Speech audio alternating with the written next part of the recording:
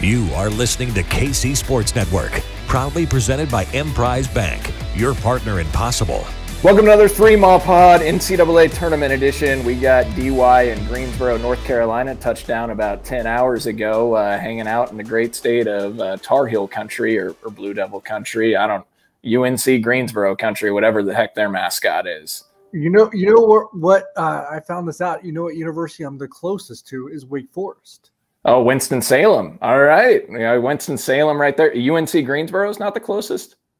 Well, it probably is. You're thinking major universities. Yeah. I'm like 25 minutes from Wake Forest and then 50 minutes apiece from Duke and North Carolina and then an hour and a half from NC State, I believe. Talk about a home court advantage when the ACC tournament's played in Greensboro for those schools and some of the others traveling. No wonder Jim Boeheim hates going down to Greensboro. Yeah. Yeah, and not quite 10 hours, obviously. And by the time people are listening to this, it'll be much more than that. But, yeah, I've been here for most of Wednesday.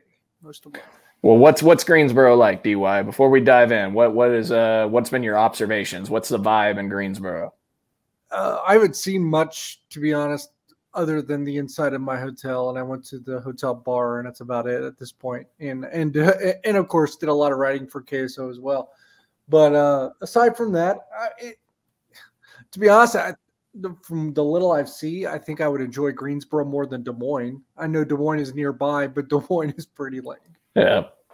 Well, hey, I didn't mean to get us sidetracked here at the beginning, but as always, we're going to get you teed up with everything you need to know, about Montana State, about potential matchups with Kentucky and Providence. We're going to break down those potential matchups. You guys may have already heard our show on Sunday, the Instant Reaction Live pod we did on YouTube. That's also on Apple and Spotify. About an hour-long show where we kind of gave some instant thoughts and some initial breakdowns, but we've now had more time to dive into it a little bit more and really break down these matchups, how K-State matches up against Montana State and potentially Providence, Kentucky, who they could see in the second round, depending upon who wins. So we're going to break all that down for you. As always, thank our sponsors, Ben Holiday Bottled and Bond Bourbon, 360 Vodka, Holiday Distillery, for all of their support. Great K-State folks who support us. Get yourselves a bottle of Ben Holiday Bottled and Bond Bourbon or 360 Vodka before the NCAA tournament, guys. It's fun to bet on these games. You might need a drink after you bet on some of these games and have your money relying on them and you're watching some of these unfold. If you're a K-State fan, load up for Friday night, get yourself a bottle because they're going to have a lot of fun over the weekend with potentially 2 K-State basketball games, one on Friday night and one on Sunday. So support them who support us. All right. Well, DY, I think maybe we just get started and jump into Montana State and really break down this matchup, 3 versus 14 seed. But I'll tee it up to you first, kind of what you make of the matchup as you've had a chance to look into it a little bit more. This is going to sound bad. Not really worried about them. And I know that you can statistically outline this conclusion, but I know a lot of us have been talking in the group chat, whether it's me and you and KSU_fan Jimmy, who will be with me in Greensboro for both games as well. So that's a cool thing to have. The takeaway that I get, this would be like their best win in school history. They've really never beat someone, with the profile of Kansas State. And at least in the tournament, Kansas State's never really fallen to someone like Montana State, not even in the recent ones where you have some of the worst upsets, when you talk about UC Irvine, LaSalle. I know I'm bringing up some bad memories. But when you consider those, Montana State would even eclipse that, at least from a statistical and numerical standpoint. And Kansas State's worst loss this year, I think, is Butler, right? If I'm correct? Still Yep. Butler? Yep. And I think Butler is still better on KenPom than Montana State. And probably, is it by a comfortable margin as well? Let me check that while you're talking. I'll pull that up. But at least what I'm getting around to is that I'm not trying to jinx Kansas State whatsoever, but this would be Montana State's best win this year. It would be Montana State's best win in school history, probably. They've never won an NCAA tournament game. And I know this sounds like bunch of jinxes, and I'm sorry. And on the flip side, Kansas State tournament-wise, I think UC Irvine was better. I think LaSalle was better than Montana State. And this year, in terms of the losses that Kansas State has, I think Butler is ahead of Montana State and Ken Palm. Maybe not by as much as I thought. So actually, Butler must have fallen over the last few weeks. Butler's now 100. Yeah. Well, look, it's changed. Butler wasn't at this point 2 or 3 weeks ago, but now Butler's 123rd overall in Ken Palm and Montana State's 110th. But that was a road game in Butler in the 7th or 8th game of the season. This K-State team's completely different. So, if you're a K-State fan, I wouldn't panic over that. And Butler even imploded even more. So. Well, yeah, I mean, a large part of their implosion, like Manny Bates, who killed K-State in that game, missed a lot of games this year. Speaking of Butler, they have guys entering the transfer portal galore right now. I saw their point guard entered today. Their shooting guard entered yesterday or the day before. So a lot of guys from the Bulldogs entering the portal. But DY, I think go ahead. I said I don't think we want them. Yeah, no, I don't think so either. But I think you bring up a really great point just to level set this out of the gate, because I'm going to present to you guys a lot of numbers about Montana State that might actually scare you, but you have to remember the competition that they're playing. I will say is that I'm trying to think of who the other 14 seeds are, but I think they're the worst 14 seed as well. Yeah, I'm trying to think off the top of my head who those 14 seeds are. And I'll get them. Yep. Well, what I will tell you is, I look at what Texas drew with Colgate. I would much rather play Montana State than Colgate as a 15 seed. Colgate is the number 1 3-point shooting team in the country. Yeah, and to be honest, I'd rather play Montana State than 15 seed Colgate. I would also, here's another interesting one. I would rather play 14 seed Montana State than 15 seed UNC Asheville. Also not a bad 15 seed. Yep. So UCLA and Texas got some weirdness there on the 15 seed line, because then you have Kennesaw State, who's I think a 13, which most thought would be a 15. And the closer I look at this, like I said, Kennesaw State, I think probably was a little bit overseeded as a 14. I think Colgate, as you said, and probably even UNC Asheville underseeded as a 15.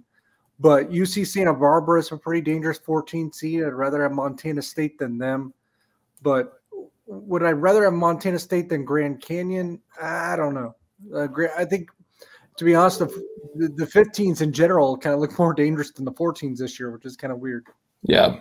No, I completely agree. And look, you could look at it the same way at some of the 6 seeds compared to the 4 and 5s, right? If I look at some of the 4 seeds comparative to the 6 seeds, do you really want to get TCU as a 6 seed, or do you really want to get Creighton as a 6 seed, which is 13? If you look at Baylor has to potentially play Creighton, which is ranked 2 spots ahead of it in Ken Palm right now, as a potential second-round matchup in a 3-6. Yeah, and to highlight that even more, I was going to say 6 seed Creighton or 3 seed Xavier. I know this sounds weird because I think Xavier got overseeded as well. I think I would rather play Xavier than Creighton. I mean, it sounds weird because Xavier just beat the crap out of Creighton in the tournament in the Big East, but I think that was just a really off night for Creighton. I think Creighton's still the better team over Xavier, especially with Zach Fremantle out for the Musketeers. So I agree with that. And as I look at a lot of the 4 seeds, I look at Tennessee without Ziegler as a 4. I look at Virginia with their lack of offensive firepower as a 4 seed. And I look at, there was one other 4.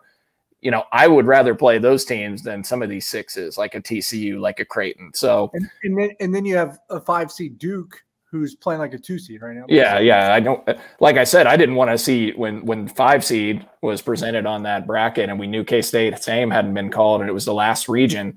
I was just hoping K-State wasn't the 4, potentially having to play Duke, which is one of the hottest teams in the country. So, and Duke's got a lot of size and length. They're the type of team that with that length can probably turn you over. I haven't looked at their turnover numbers, but that was a matchup we wanted no part of.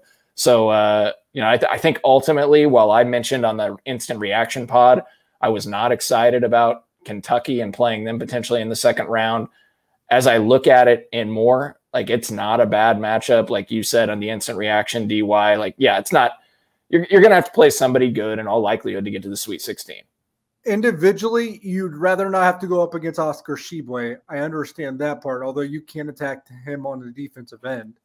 But just from a holistic standpoint, Like Kentucky, Providence, and Montana State are not the statistical profiles of teams that have beat K-State this year. Yeah, yeah. And we'll get to Kentucky and to Providence potentially in that second round matchup later on in the podcast, but and break that down a little more in depth and preview it for you guys. But for now, like to what DY had said about Montana State, like KSU_fan outlined this for us, and DY, you basically brought this up earlier, is since the Ken Palm era, which goes back to 2002, Montana State's best win is the number 71 ranked team in Ken Palm, Weber State in 2013. They've only got 2 top 100 Ken Palm wins since Ken Palm started over 21 years. So you talk about K-State, top 25 Ken Palm team, 3 seed. It would be unquestionably by far and away their best win ever. And as you look at like the Big Sky Conference, they rank 19th out of 32 conferences in terms of Jeff Sagarin's rankings as best conferences in the country.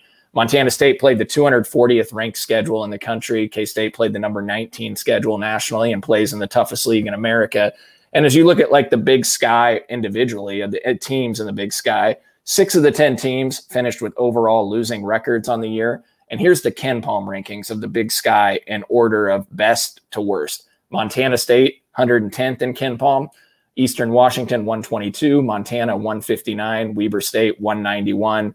Northern Arizona, 211. Let's see.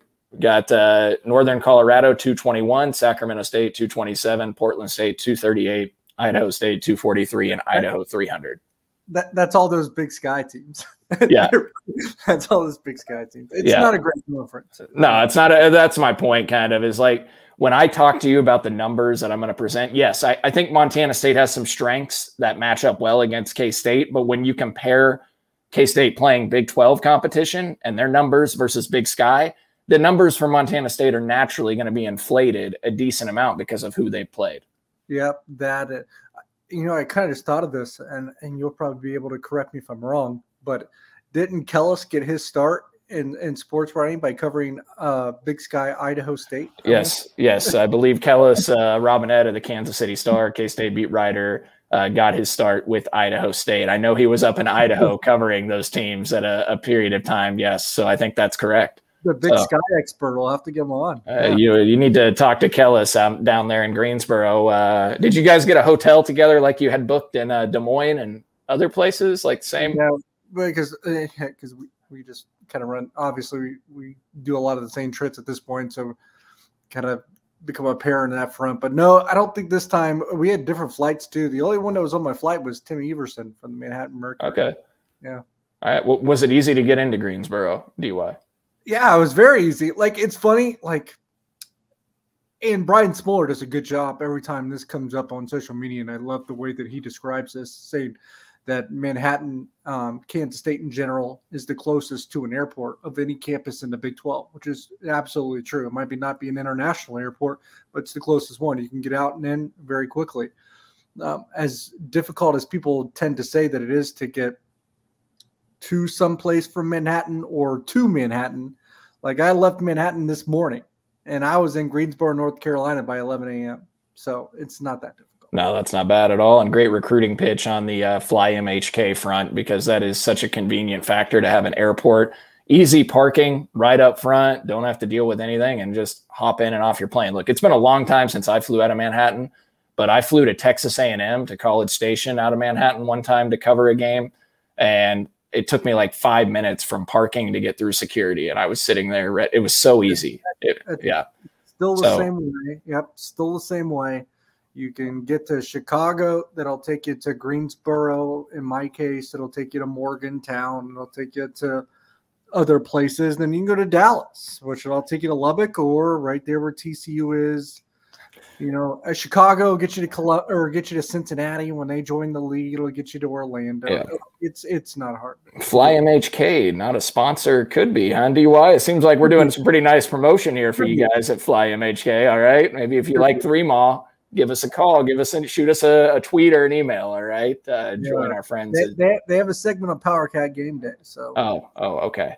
All right. Well, do both. We'll have to talk to Mitch about that. Anyways. All right. Well, hey, we're going to give you the Montana State breakdown here. We're going to break down things in depth. We'll talk about Kentucky Providence. First, we're going to toss to break, and when we come back, we're going to give you everything you need to know about the Montana State Bobcats. All right, we're back here on 3MAW, and it is time to talk Montana State and give you guys all the details you need so that you can be the most informed person at your watch party or at the bar watching Kansas State against Montana State and impress whoever you're with by knowing every number you could think of that you would want to know about what this Montana State team does well, how it matches up with K-State. So, DY, if you don't mind, I'll get started, and then I'll toss to you for some initial thoughts as we go through kind of the numbers here. Yeah. That works for you? Well, I think the number one thing that you see when you see Montana State is free throws and their ability to get to the foul line consistently, and how that's going to be a huge point of emphasis in this game. So we talked about it in the instant reaction, but I want to go a little more in depth on this and how the two teams compare from a free throw standpoint and drawing fouls, et cetera, because that's really the key to Montana State's offense. So 25% of Montana State's points on the season come at the free throw line. That's the third highest in the country out of 363 Division I teams. 21.1% of the points K-State allows defensively come at the free throw line, which ranks 309th in the country. So when you look at that, you say, well, that's not a great matchup, a team that fouls a decent amount versus a team that draws a lot of fouls. Montana State's number 2 in the country in free throws made per 100 possessions at 26%. They draw a foul on 30% of their possessions. That's the third highest in the country. If you want a comparison, West Virginia is number 2 in the country at 30.1%. K-State fouls on 21.5% of opponents' possessions, ranking 168th in the country. And K-State is 298th nationally in free throw attempts allowed per opponent field goal attempt, and number 283 nationally in free throws attempted per offensive possession by an opponent. Montana State, 80% from the free throw line over their last 7 games on 232 attempts, averaging 32 attempts per game over their last 7 games. They make 76% from the foul line, which ranks 32nd in the country. So, DY, that's going to be a big factor, obviously, right? You know, they're going to try to get K-State in foul trouble. They're going to try and get Keontae Johnson, Naquan Tomlin, a couple ticky-tack fouls and get them on the bench. So I think a big thing for this game is for K-State's guys early on to get a sense and feel for how the officials are calling the game, how tightly they're calling it, and get an understanding of how they're going to officiate this game. But I'm curious for your thoughts as you hear some of those numbers out of the gate. Yeah, only 3 things come to mind. One of those was I think for Kansas State in terms of fouling was ranked 170, 180th, which sounds bad, but that's kind of middle of the road. It's not as bad as it sounds. 2, I would say it's more or less Naquan Tomlin. That's the guy you got to keep out of foul trouble. That's when things can tend to go sideways for the Wildcats. And third, final item would be what is it like home and away, right? Because you tend to get a favorable whistle at home. Yeah. So what's it like when you're on a neutral? You don't have, obviously you don't have a big gym. Montana State doesn't, but I mean, you tend to wonder how that differs home and away. Do you not envision a lot of Montana State fans packing Greensboro? And affecting the whistle, like those refs, they get all those Bobcat fans in their heads, like you get at Allen Fieldhouse that they kind of really tend to shift the game. No, I'm not expecting. Yeah, me either, obviously. Well, if you want to flip it around, though, on the flip side, we've talked about their ability to get to the foul line, but they're also one of the worst at putting teams at the foul line. So Montana State fouls its opponents on 24.7% of their possessions, which ranks 334th out of 363 teams. So only 29 teams foul more. Their games have to be so ugly. It's just God. I hope you're ready for a 3-hour slugfest, DY. You're not getting out of Greensboro Coliseum or whatever it's. I will say, Kansas State, unless it's Tyke Green or Dave Gasson shooting 80% of the free throws. Kansas State's a pretty. At the end of the day, sometimes I'm because it doesn't feel like it. But you look at their numbers, pretty good free throw shooting team, right? Yeah, K-State's shooting 75% from the foul line on the season. They're second best in the Big 12. They're just behind Texas, which is 75.2%. Yeah, so if it wasn't for – no offense to them. I'm not trying to throw them under the bus. But if it wasn't even one of them, Tyke Green and David Gasson, they would be number 1 in the Big 12. Like Tyke Green, I'm pretty sure is still in the 30s percentile. Yeah, you feel fortunate if Tyke can put 1 of 2 in at the foul line. So it is a win because it's David Gasson. It might be a win too. Yeah. Yeah, well, they might just hack a Shack David if it comes to it with as much as they tend to foul. They're Montana State. Bebe is great. He's like over 80% on the season. He's been nails. Montana State's 272nd in opponent free throws attempted per offensive possession. They're 284th in free throw attempts per field goal attempt allowed. 21% of opponents' points against Montana State come via free throws, which is 306th nationally. So, yeah, they're going to put you at the foul line a lot, and they're going to try to get to the foul line a lot. And that's going to be one of the biggest keys to this game. So nothing like an 11 o'clock rock fight. Yeah. So, yeah, you might need an extra shot of Ben Holiday bottled in Bond bourbon or 360 vodka to get through some of the fouls if the officials are calling it tightly. I think one of the other big factors, D-wise, so we've talked about the turnovers, right? And, again, these numbers are inflated by Montana State going up against the competition that they have. But Montana State has forced double-digit turnovers in 31 of its 34 games this season. Now, double-digit, like most teams turn the ball over 10 or more times in a game. So I don't know how significant that is. But they forced turnovers on 19.6% of opponents' possessions. That ranks 75th in the country. If you look at the numbers of K-State on the season, K-State is 9-7 against teams that turn you over 19.6% of the possessions or more. So you talk about that, 9-7 against teams like Montana State, forcing that high turnover percentage. They're 14-2, the Wildcats are, against teams at 19.5% or lower in forcing turnovers per possession. And so Montana State's right on that cusp. But again, if they played in the Big 12, I'm guessing those numbers would be more like 17%, 16%, which would be toward the bottom tier in the country. So while they're going to try to turn you over, I'm not overly concerned about their ability to do so in this game. I mean, what are your thoughts on how they match up and defend K-State? Yeah, that's kind of built into the fabric of the team. So I put a little bit of clout into that. You take a little bit of away of what you can do with the free throw line. You're going to have to find areas where you can maybe mitigate that because they are a team that's kind of built upon that. So usually the fabric doesn't necessarily change, even though the opponent does, especially an opponent that does cough it up a little bit. Are they a ball pressure team? Is that how they do it? I would want to look into that a little bit, obviously, as well. For Kansas State, then you probably say, well, you want to shoot a little bit better from the three-point line than you normally do, or you want to get to the free throw line a little bit more than you normally do. And at least Montana State would probably present you options in both of those departments. Yeah. Well, while we're talking about turnovers, let's just real quick, I talked about we're going to hit on Kentucky Providence later, but let's just throw in while we're talking about the turnovers per possession force. Yeah, that's great matchup-wise here. Yeah, this will look very favorably. I tweeted out a graphic that includes the rankings of how K-State's opponents this year stack up, where Kentucky, Providence, Montana State would fall in turnovers per possession forced. So just for some background, K-State is 12-2 since the start of Big 12 play, including the Florida game, when turning the ball over 15 times or less. They're 0-5 when they turn it over 16 times or more. Well, why is that important? Because over the last 21 games, since the start of SEC play, Kentucky hasn't forced 16 turnovers in a game once. They are not a high turnover team that forces you into turnovers. Meanwhile, Providence has turned over just one team over its last 21 games 16 times or more.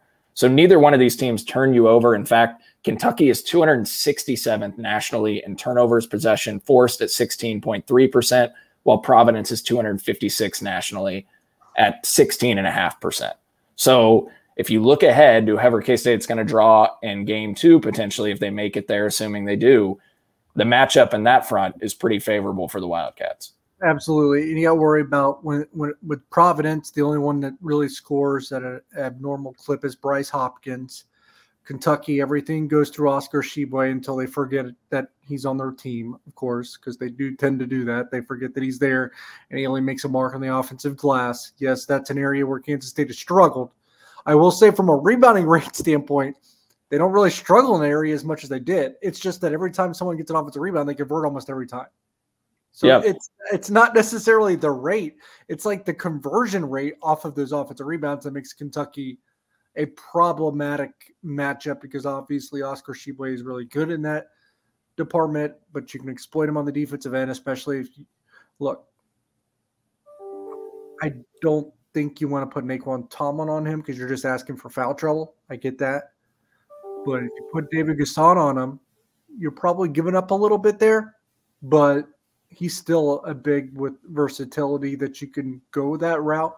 Look, if you're Oscar Tshiebwe as a defender, the last 5 you want to see across from Kansas State is probably Naquan Tomlin. But David Gasson's not very far off. That David Gasson's going to really provide Kansas State a really good matchup against Kentucky from that standpoint. I know I'm kind of really getting into the weeds of those games, but I really like those games for Kansas State quite a bit. And then when you factor in 2 other things here, one, both teams going through a little bit of drama right now. I mean, Kentucky fans have been wanting John Calipari his head on a stick basically this entire year. There's been rumors about him, the Texas job, all this stuff.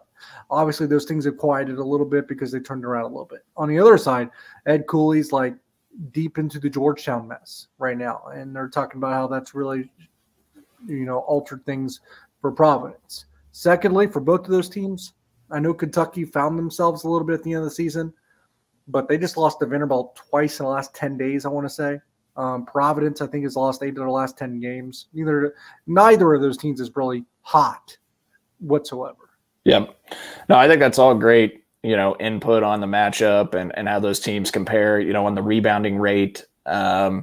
Kentucky is number 3 in the country in rebounding rate. Providence is number 10 in the country in rebounding rate. They both get after it on the glass. K-State's number 97 in rebounding rate. Montana State's number 155, I think, nationally.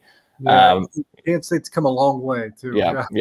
Yeah. So, and I think Providence has a 33% offensive rebounding percentage, which ranks 19th in the country. Kentucky's top 5 in offensive rebounding percentage because they got the best offensive rebounder in America, and Oscar Tshiebwe, who once again earned All-American status and was the National Player of the Year in college basketball last season. So, we'll talk a little bit more about Kentucky and Providence here in a minute. A couple more things real quick on Montana State before we toss to a second break. Montana State, I think this is another big factor, DY. Montana State's number 6 in the country, only giving up 9.1 assists per game.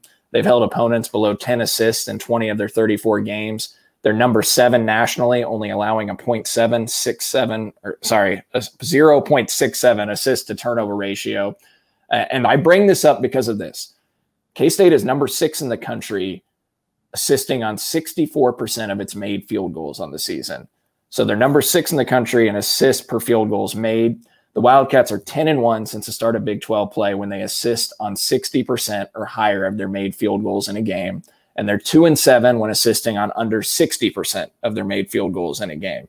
When they're playing well, the ball is moving around. It's zipping around. Marquise Noel's getting, 8 to 10 assists. They're not turning the ball over as much, obviously. And in their wins since the start of Big 12 play, K-State's averaging 66% assist rate per field goals made. And in their losses, a 54% assist rate on field goals made. I bring all of this up because Montana State is number 6 nationally, only allowing assists on 39% of field goals made. Now, that could be partially because they just hack you every time, right? They foul you so much, so that could be inflated by that.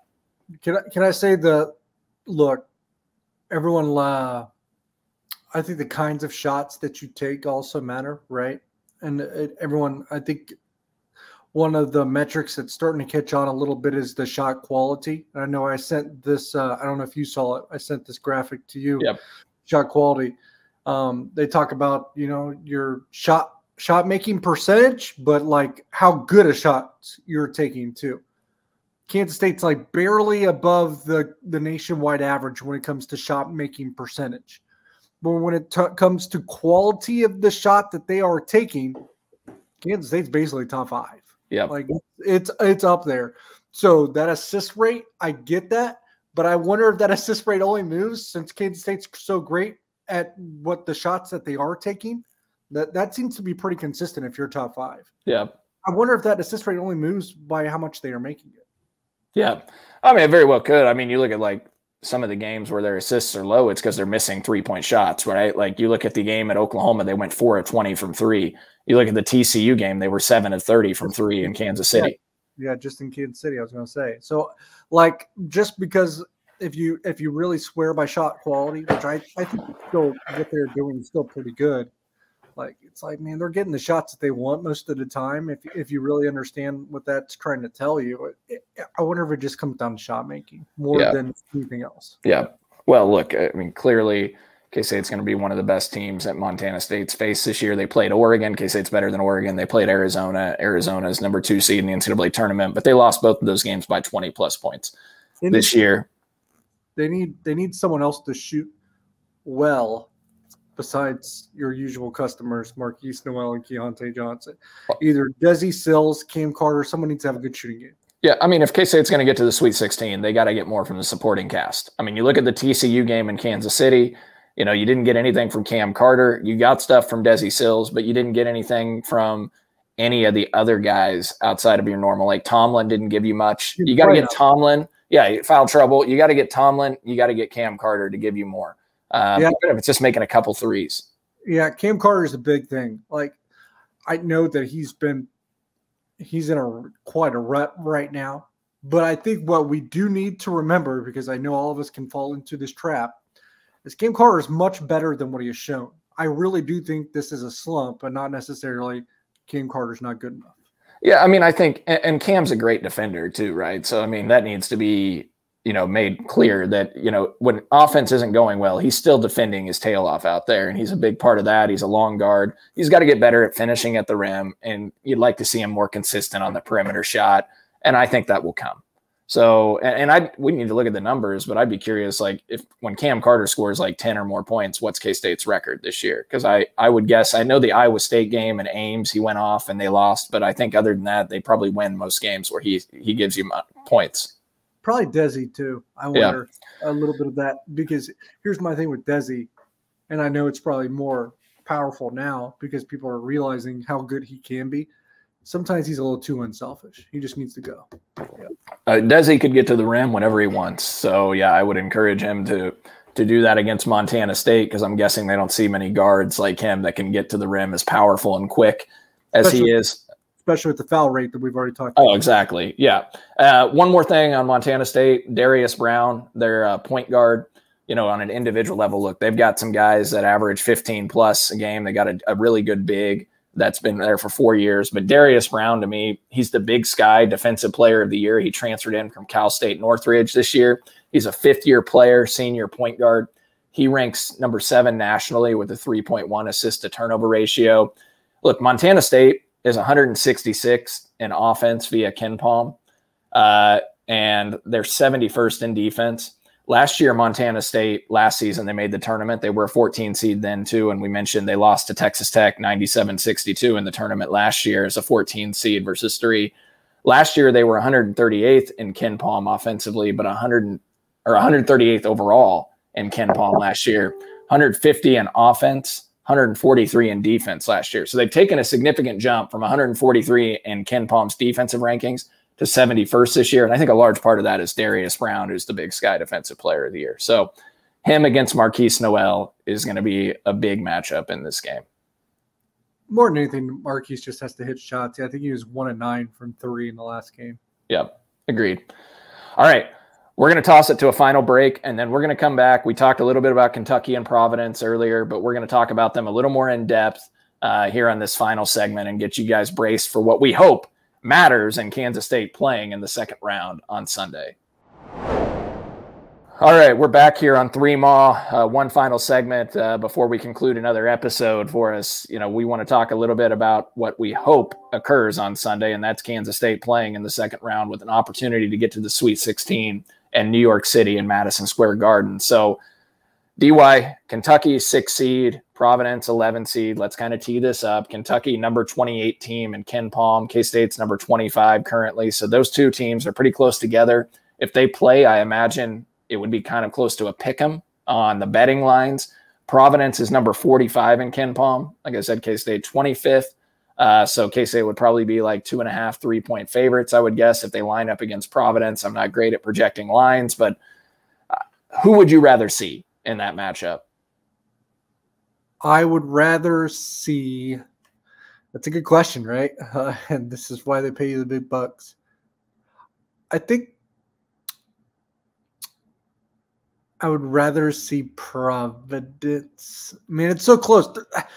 Here's the thing. That game's going to be very entertaining. I'm going to make sure that I'm already in the building for that one because they are close to identical. They really are. I mean, we'd already talked about it, like turnover rate, right? Providence 256 in the country at forcing turnovers possession. Kentucky 267th. They're right around each other there. Rebounding rate, Kentucky number 3 in rebounding rate, Providence number 10 in rebounding rate. So this game currently is a 4-point favorite. Kentucky is a 4-point favorite.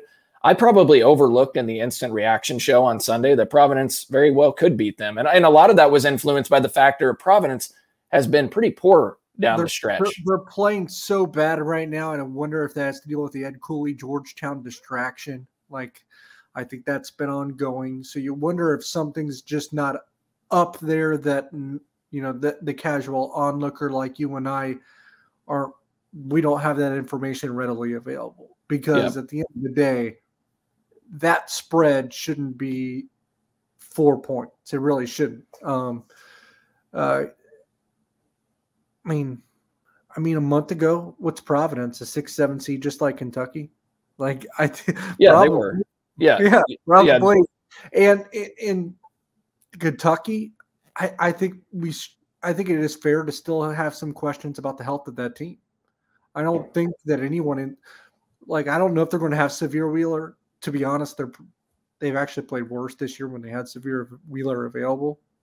If we're going to be quite honest. So I know a few Kentucky fans just because of where I grew up that don't want Severe Wheeler available because they think they're a better team without him. But at the same time, Casey Wallace is probably not 100%.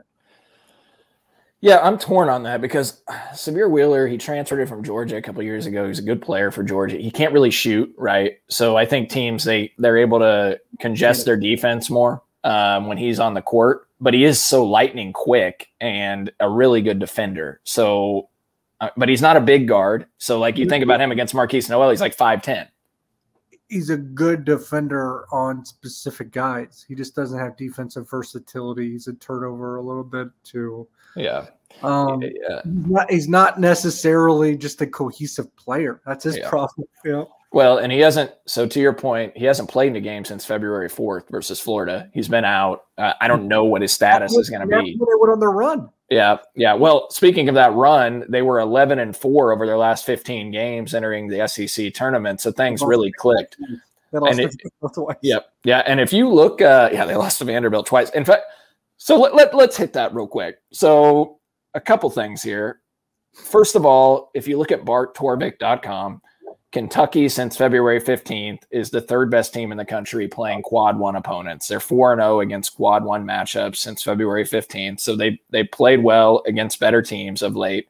But like you said, they lost to Vanderbilt twice in the last 10 days, and Vanderbilt's not in the tournament. And here's the other thing. They lost to Georgia in the SEC season. Georgia's ranked, 149th in KenPom. And they lost to South Carolina, DY. That's losing to South Carolina is what kept Clemson out of the NCAA tournament. Yeah, I mean, South Carolina's 221st in KenPom, and they lost to them in Lexington. It was in Lexington. They've lost to Vanderbilt and South Carolina in Lexington. I say this. Rupp Arena doesn't offer much of a home court. No, you're right. It's some of those.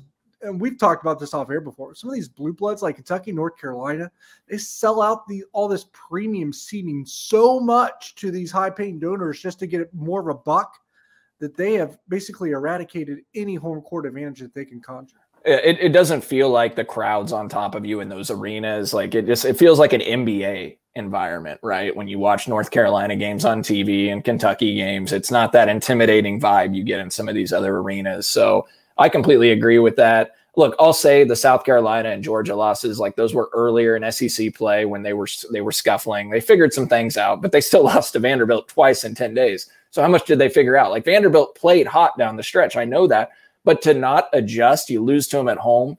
And then you would expect a good team a talented team to respond when they play them again just a week later and to lose essentially the same game. I don't know. Go back to the question here. Do you want Kentucky or do you want Providence? Statistically profiled, these two teams are pretty much the same. It depends if you want to face the inferior coach. I know people are going to be shocked by this, but Ed Cooley is a far better coach than John Calipari. John Calipari, better recruiter. He's earned where he's at, and he's won a lot of games. He's a national champion. But I think Cole would agree, if we're talking about even, especially in a short time frame that they're going to have, I would rather have Ed Cooley as my coach in this situation than John Calipari. Just specifically for this, John Calipari, never been known as an X's and O's guy. It's just kind of, I hate the people that say roll out the ball. I wouldn't say he's that, but he is more recruiter than X's and O's guy. Ed Cooley is more X's and O's guy than recruiter. So coaching edge, I would actually give to Ed Cooley, but at the end of the day, Kentucky does have Oscar Tshiebwe and Providence does not. So would you rather face Oscar Tshiebwe with an inferior coach or a superior coach without Oscar Tshiebwe? I think that's really what it comes down to. I'll tell you what'll be a good matchup on Thursday night is Ed Croswell, senior big man for Providence, who's averaging 13 points and 8 rebounds a game, who's really come on this year up against Tshiebwe. Those two guys get after it on the glass. Obviously, Tshiebwe is the better rebounder, but Croswell is kind of your more traditional big too. Like Tshiebwe. So that'll be a fun matchup to watch those two bang around in the paint. To your coaching point, DY, I completely agree. Like, I don't think anyone questions Ed Cooley's done a heck of a job at Providence over the years to just consistently. That's a tough job. When people talk about Big East jobs, usually the toughest ones, someone would probably say, oh, DePaul's toughest job in the Big East. It's not. The tougher jobs in the Big East are like Providence and St. John's. Yeah. Just because of the resource. DePaul, you still have resources, and Providence and St. John's, you don't. Which is why you hear the rumors that Cooley might want to leave Providence because he's not getting enough NIL support, right, from donors. In Georgetown, you get everything. Right? Yeah. Interesting, the Rick Pitino St. John's stuff, because St. John's, just the money isn't there. Right. On the coaching front, though, DY, I think this exudes the point that you're making. So KSU_fan sent us this in a group text yesterday. Jimmy did. So credit to him because a lot of this stuff, like Jimmy's the best at advanced analytics and any numbers you would want. And I know he's going to be there with you covering the game and getting in. He's driving. So Godspeed, Jimmy. Maybe you'll listen to this on your rest of your drive tomorrow. We'll be able to fill. On Thursday, because he drove. He's probably in the midst of doing so halfway on Wednesday. You're stopping in Frankfort, Kentucky, and you're going through the Buffalo Trace distilleries and all that stuff. So he's making a trip of it and enjoying himself for sure. Yeah. Well, Jimmy enjoyed some of the Ben Holiday bottled and bond bourbon at the tailgate for the KU football game with us before that game when we had that fancy tailgate set up. So a new one coming, I believe. Yeah. Well, Jimmy, have a safe trip. Hopefully we can fill an hour of your time here with this podcast as we reference a lot of the numbers that you provide us. So we appreciate you and grateful for all that you do. But he provided this number about Kentucky. Kentucky is top 20 in the country in field goal percentage at the rim, but they're 290th in the percent of field goal attempts they take at the rim. So a top 20 team shooting at the rim, but they hardly shoot it at the rim. Like they don't get it to Tshiebwe enough on design plays. And they stole, if you could probably correct me if I'm wrong, Calipari stole Brad Underwood's top assistant as well. That you would think would kind of sort this out, right? Orlando Antigua is in the Kentucky. Yeah. Of course, Antigua is kind of known as a bag man, right? Too in the, So here's the other part. You talk about shot quality. Kentucky is 209th in the country in field goal percentage on 2-point jumpers. But they take the 7th highest percent nationally of 2-point jumpers in America. So they're a bad jump shooting team, but they take the 7th highest amount of jump shots while taking the least amount of shots at the rim that you could probably imagine or draw up when they're a great team finishing at the rim. And you know why they're great at the rims? Because Oscar Tshiebwe. Yeah, well, he gets so many putbacks. They're not giving him the ball enough. Yeah. I would guess that also a lot of that field goal percentage at the rim, DY, so they're 290th on the percent of field goal attempts at the rim. Where would they be if it wasn't for Tshiebwe getting an offensive rebound putback? Because I imagine half his points are just putbacks, him getting the ball and putting it in. Yeah, they're not running offense through him enough. Yeah. So that's some numbers on Kentucky. Go ahead. So I think my answer would be Kentucky, just because I think Ed Cooley, especially in a short time frame, nothing against Coach Tang. I think Coach Tang's the best. Like, I wouldn't take anyone against Coach Tang anymore. Like, I'm not prepared to do that. But I would rather Coach Tang face John Calipari than Ed Cooley. Yeah, I mean, it's hard to dispute that, honestly. Like, and let's look at the talent perspective, right? Because you hear Kentucky and you think talent. Look, this was the preseason number 4 team in the country, the preseason pick to win the SEC, and look, they've beaten some talented teams. On any given night, they can beat anybody. But more often than not, they've shown who they are. This team, they're up and down. Let's think back. Remember 2018, DY? Of course, you were there. K-State beat Kentucky as a 5 seed in the NCAA tournament. Remember that Kentucky team? How many NBA guys do you think they had on that team? What do you recall? How many? No, give me a number. Who were the guards? Because I know they had Knox and Washington, right? Yeah, so Quade Green was the one guy that didn't go to the NBA, and he was a good point guard, eventually transferred out back to Washington. But other guards, Shai Gilgeous-Alexander. He was on that team in the Elite Eight or the Sweet 16 game? Yes, he was their starting point guard. Oh, man, I don't even remember. Shai Gilgeous-Alexander, I mean, he's one of the best point guards in the NBA right now. He is averaging 31 points per game in the NBA currently. He was an all-star this year, and he was their starting freshman point guard. Kevin Knox is just a scorer in the NBA, not a super athlete. The Washington guy, I think, is in Charlotte still. 15 points a game. PJ Washington averaging 15 a game.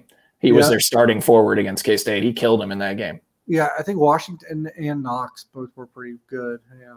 So, yeah, and Knox was good. Hamidou Diallo went to Oklahoma City. He was our 6th man, I think. Yeah, he didn't give him as much as they probably expected, but I was surprised he made an NBA roster, and he's been in the league still. Long, stupid. It's just a stupid long athlete, right? Yeah. So I bring this up. 7 guys on that team that K-State beat have played in the NBA. Wenyen Gabriel, Nick Richards. Think how many big men they had. Those guys barely played, actually, right?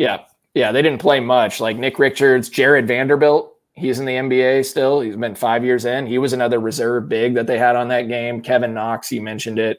Hamidou Diallo, Wenyen Gabriel, Shai Gilgeous-Alexander, all on that team. They had 3 guys that were drafted in the first round off of that team. You know why I bring that up? Look at this year's Kentucky team. Cason Wallace was the number 10 player in the country in the 2022 recruiting class. He's their 6'4" point guard.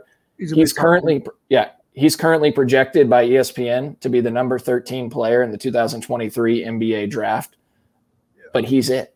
He's the only guy projected to make an NBA roster off this Kentucky team. Oscar Tshiebwe is ranked as the number 74 player by ESPN because a lot of teams don't think he's going to be able to defend in the NBA level.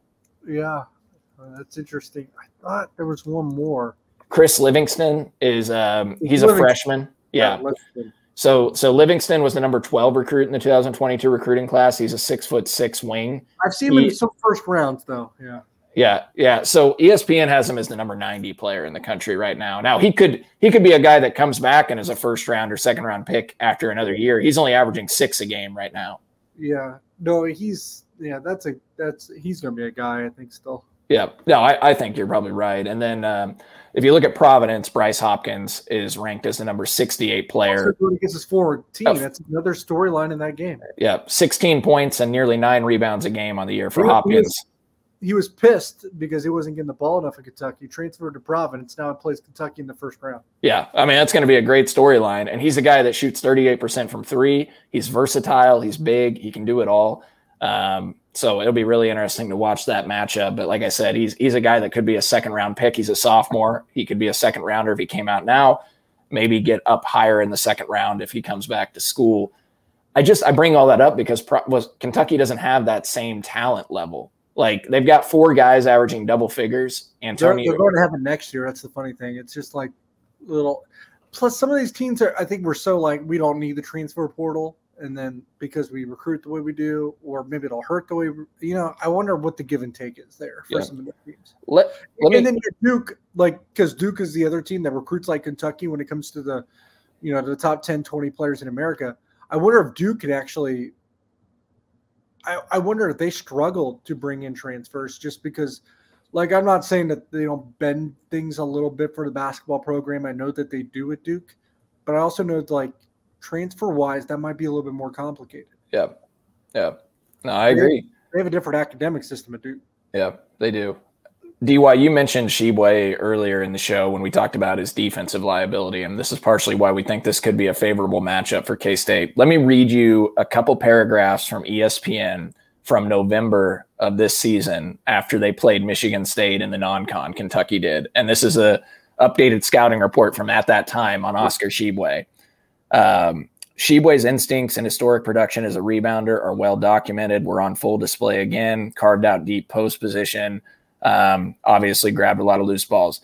Quote, still many of the same limitations we saw last year held back his draft stock were evident again against Michigan State, namely his struggles as a passer with 5 turnovers, his occasionally poor shot selection, and especially his inability to defend in space, which the Spartans fully looked to exploit whenever he was in the game. Shibwe's lack of mobility and awareness are major hindrances projecting to the NBA as he struggles to navigate screens and is prone to falling asleep and losing his man off the ball, which is how Michigan State tied the game at the end of regulation on an inbounds pass. Shibwe is no doubt en route to another fantastic season from a productivity standpoint and is sure to find a team that likes his energy in the second round. So, like, he's 74th ranked player right now. Like, somebody might take a shot at him in the 50s late in the second round, but he's a defensive liability. You can get, like, if you can get Keontae on him in a mismatch, you screen and get somebody on him, like, you can eat up Kentucky defensively. That's why they're number 75 in Ken Palm defense, is because largely of Shibwe. Yeah, and then, I mean, at the end of the day, Kansas State defensively is still in the top 20s. The offense is really what's holding them back. That's where you can exploit Kentucky because of the Shibwe disadvantage, where you can probably get the matchup that you want. Yeah, I'm probably convincing myself. You're convincing me too. I would take Kentucky over Providence. Yeah. A couple more things, and we can wrap this up for everybody. You mentioned DY. They're pretty much the same team, Providence, Kentucky. Here's another thing. Kentucky, number 14 in Ken Palm offense. Providence, number 16 in Ken Palm offense. Their statistical profiles are so close together. Just give me the worst coach at this point. Yeah.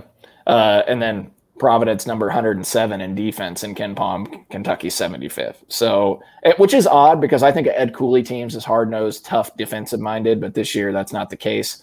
Not exactly. The athleticism is lacking a little bit. You know, they usually have like a Ryan Gomes type or some of those. They usually have 2 or 3 NBA guys right now. A little short on that probably as well. Yeah. Bryce Hopkins doesn't fit.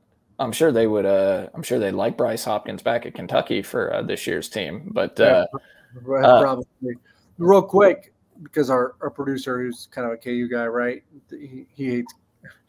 Not the biggest Kevin McCullough fan, but we talked about a little bit this the last time. If you're KU, would you rather have Arkansas or Illinois? I think Arkansas is probably 2 top 5 picks, maybe. I struggle with that because Arkansas's guards are young, Nick Black. And this is gonna be a weird thing to you, but we just got done with the coaching thing. And I know everyone's like, bring home Brad last year at this time of year. We were all about it, and I get it. I don't know what you're talking about. But I think Muss is a better tournament coach than Brad, by far. Muss took Nevada to the Sweet 16. He's taken Arkansas to the Elite 8 twice.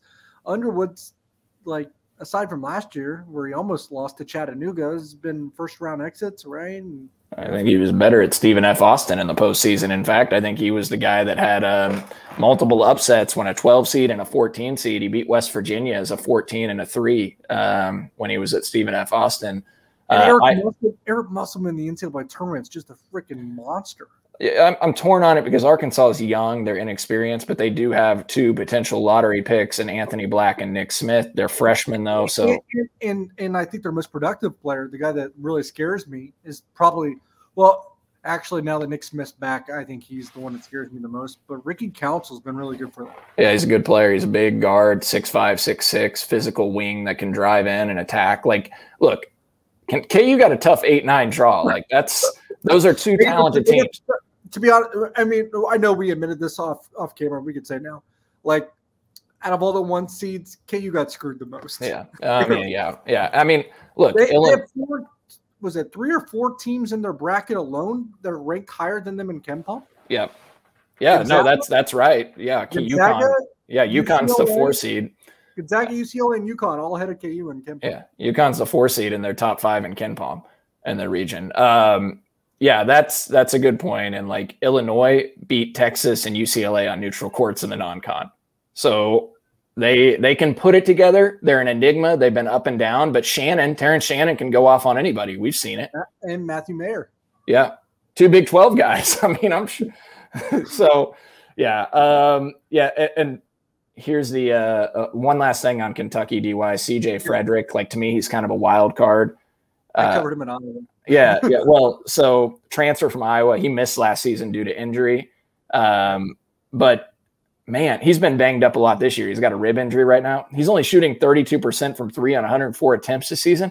But in his first 2 seasons at Iowa, 46% from 3 on 178 attempts from 3. Like, hopefully he is not on or gives it he's been up and down this year for them, banged up. So hopefully he can't go, or if K-State plays them, but I thought I'd mention him as well. No, that makes sense.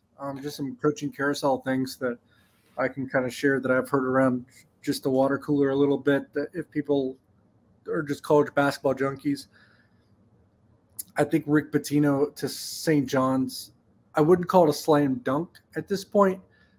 I think St. John's will have to beg him a little bit. I think he's going to require that a little, but I would be surprised still at this point if that didn't happen, right? I think Rick Pitino is probably headed to St. John's, but he's probably going to make them beg a little bit. I think he wants to be wined and dined a little, kind of the Pitino thing. Georgetown, on the other hand, Ed Cooley, I've already mentioned as a big-time name there. So is Micah Shrewsbury from Penn State. Yeah, it'll be interesting where they go, where Texas Tech goes with their job too, right? Where Texas goes, you got 2 Big 12 openings. Tech, two Scott Drew coaching tree guys we've heard for that one, Paul Mills and Grant McCaslin. Yeah. Be fascinating to watch what direction those schools go. If Texas promotes Rodney Terry to full-time, if they make a run in the NCAA tournament too, they're going to face a lot of pressure. I understand the hesitation on Rodney Terry too, because he's had 2 head coaching gigs before and has not performed well. I get it.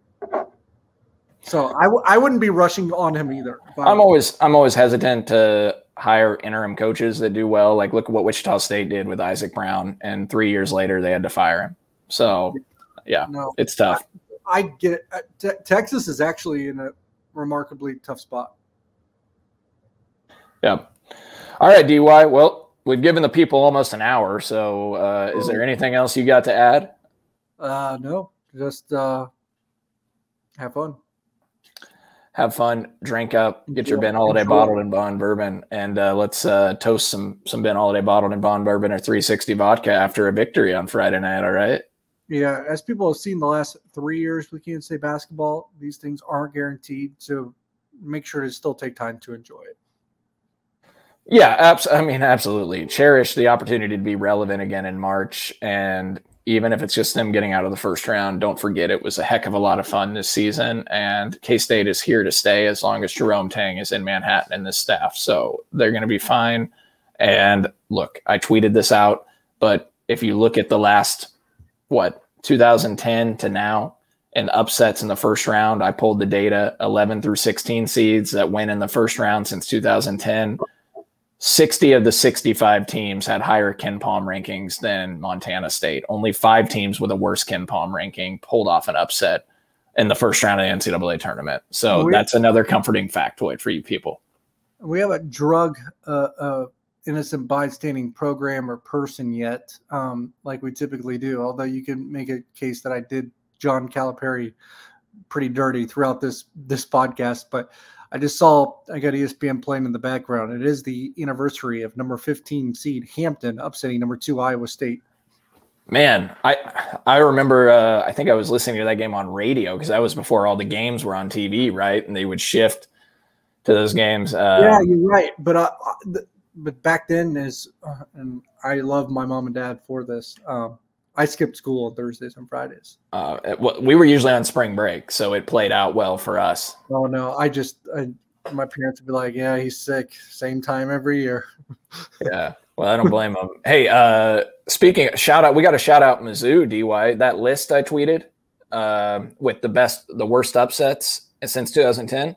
Missouri lost to the worst team in KenPom out of the 65 upsets as a 2 seed. Norfolk State at 183 in KenPom knocked off Mizzou. I also remember the one that you had for Flando's Michigan State Spartans losing to Middle Tennessee. That one, and our friends at Iowa State losing to 135th UAB, one of the worst losses. Like, that's the third worst loss. You forgot that one. I had to remind you. I had to highlight it. Yeah, thank you for catching that. So, yeah, I missed it initially. All right, well, we've had some fun. We had to drag somebody at the end, so we went ahead and did that. Iowa State, Missouri, and gosh, I can't even remember who else we just dragged, but they got the brunt of our punishment. So, hey, we appreciate you guys for listening in to another episode. Appreciate DY jumping on. He's very busy in Greensboro. We hope DY's there through Sunday and that he's coming home, booking plans to Madison Square Garden, and I'll be doing the same. If K-State can win and get to the Sweet 16, I'll be booking flights and hotels and tickets to get to Madison Square Garden. I hope a lot of you have that opportunity to do so too, to get to the Big Apple. So appreciate all of you for all your support. Like, subscribe the pod if you enjoy what we do. Rate us, give us your comments, feedback. We appreciate you. Subscribe on our YouTube channel. Subscribe on Apple, Spotify, Google Podcasts. Thank you again for listening to another 3 Mall Pod. Thanks for watching this production of KC Sports Network, the fastest growing sports media network in Kansas City. Check out these videos that feature our team of more than 15 former players, insiders, and analysts bringing you the best Chiefs coverage you can find. Entertain, educate, inform. KC Sports Network.